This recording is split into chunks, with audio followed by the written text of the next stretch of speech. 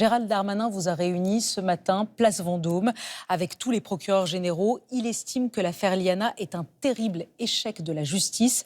Il parle de dysfonctionnement extrêmement grave. Est-ce que vous aussi, vous employez ces mots ce soir ?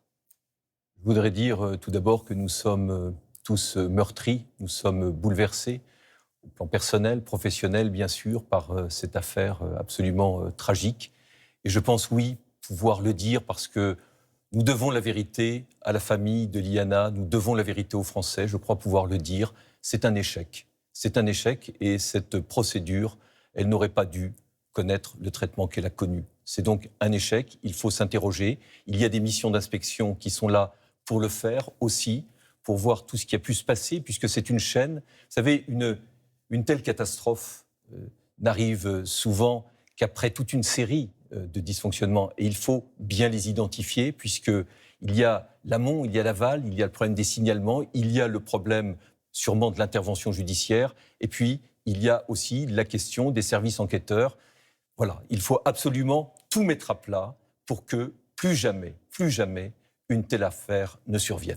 C'est vrai qu'on se demande tous comment le principal suspect dans cette affaire a pu échapper aussi longtemps à la justice. La plainte d'août 2025 cristallise toutes les critiques sur d'éventuels dysfonctionnements. Comment est-ce possible qu'une petite fille de 10 ans porte plainte pour viol, qu'elle donne le nom de celui qui l'a agressée, que le dossier est accablant, qu'il y a un dossier médical qui est aussi accablant, qui parle de lésions, et que l'homme ne soit pas entendu pendant 9 mois. Comment est-ce possible que le parquet de Toulouse ait mis autant de temps pour transférer ce dossier au parquet d'Auch, et que le parquet d'Auch aussi ensuite ait mis 2 mois pour appeler les gendarmes, pour leur dire il faut convoquer cet homme au minimum, il faut l'entendre. Comment c'est possible ? Est-ce que c'est normal, 9 mois ? Non, nous ne sommes pas dans le déni.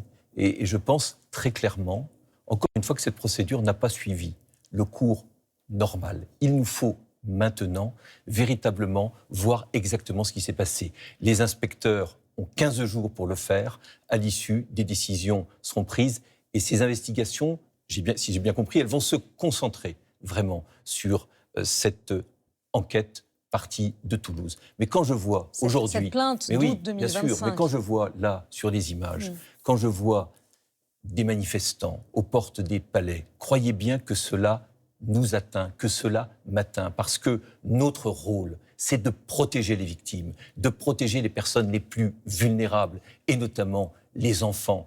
Et croyez bien que c'est l'engagement de toute la magistrature, des magistrats du parquet bien sûr, mais également des juges des enfants, et que nous sommes toujours dans l'angoisse justement d'une récidive, d'un féminicide pour un mauvais traitement de violence intrafamiliale. Donc véritablement, quand nous voyons ces images, eh bien oui, nous sommes atteints parce qu'il faut absolument que nous ayons un lien de confiance avec la société au nom de laquelle nous rendons la justice au quotidien. Mais ces milliers de Français qui manifestent ce soir devant les tribunaux, ils disent qu'il y a, au-delà de l'affaire Liana, un problème parfois dans la justice qui n'entend pas la parole des victimes et encore moins celle des enfants. Est-ce qu'il y a un problème dans cet endroit-là ? Non, mais je crois que nous devons remettre à plat nos façons de procéder.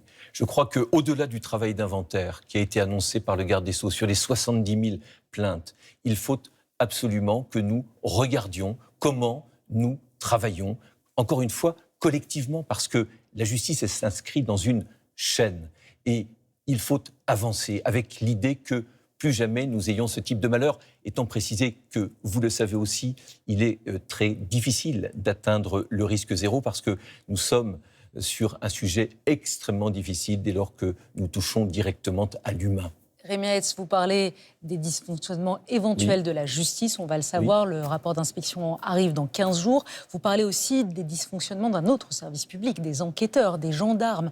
Là aussi, est-ce que vous dites ce soir qu'il y a aussi eu un dysfonctionnement de ce côté-là et que vous avez peut-être le sentiment que c'est la justice qui prend cher ? Non, mais moi, je ne peux pas me prononcer tant que les rapports d'enquête n'ont pas été rendus. Ce que je sais, c'est que nous avons un système, nous avons une méthode et nous avons une institution qui est là pour sanctionner éventuellement des éventuelles fautes qui auraient été commises. Et quand j'entends dire que les magistrats sont irresponsables, ce n'est pas vrai. Que vous avez traité cette affaire avec légèreté, avec désinvolture. Non, il n'y a jamais je peux le dire solennellement, s'il y a bien un sujet sur lequel les magistrats ne font preuve ni de légèreté ni d'involture, ce sont les affaires qui concernent des enfants victimes. Et lorsque l'on dit par ailleurs, comme je l'ai entendu ce week-end, que les magistrats n'étaient jamais sanctionnés, ce n'est pas exact. Nous avons un Conseil supérieur de la magistrature que je préside qui, durant les 10 dernières années,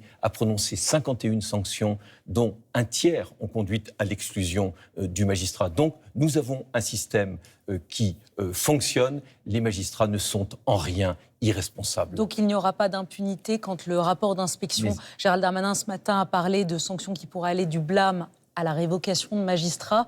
Vous n'aurez pas la main qui tremble. À ce moment-là, il faut qu'il y ait des sanctions s'il y a eu des dysfonctionnements. Les procédures seront respectées. Nous avons, encore une fois, un organe compétent pour cela. Il faut faire confiance. Il faut que, véritablement, la confiance revienne pour que les magistrats puissent travailler dans la sérénité, des magistrats qui sont extrêmement sollicités, qui travaillent dans des conditions qui sont souvent difficiles. Je veux bien que dans cette question, il ne soit pas question forcément des moyens. Le sujet n'est pas forcément Emmanuel sur les Macron a dit ne me parlez pas de moyens dans l'affaire de Liana. Est-ce que vous l'entendez, ça?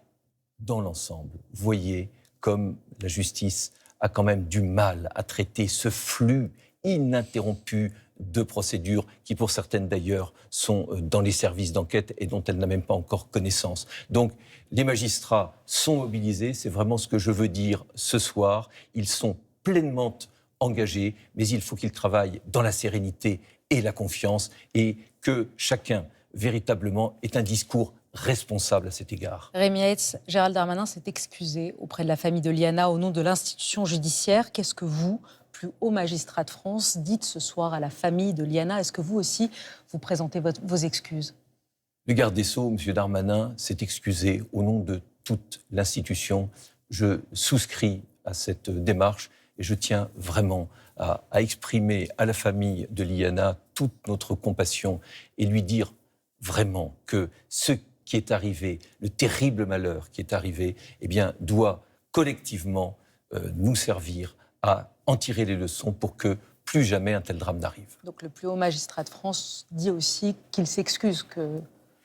Si vous voulez, en tout cas, je pense en tout cas que c'est parce que les mots ont leur importance. Vous l'avez compris, nous ne sommes pas dans le déni, nous devons la vérité aux Français, il faut que nous y travaillions avec vraiment l'idée de l'avenir et de faire mieux pour l'ensemble de nos concitoyens. Et qu'il n'y ait plus d'autres Liana. Qu'il n'y ait plus d'autres Liana, je pense que ça peut tout à fait, en effet, être le mot de la fin dans cet esprit, vous l'avez compris, qui est un esprit dans la magistrature de responsabilité avant tout. Merci beaucoup.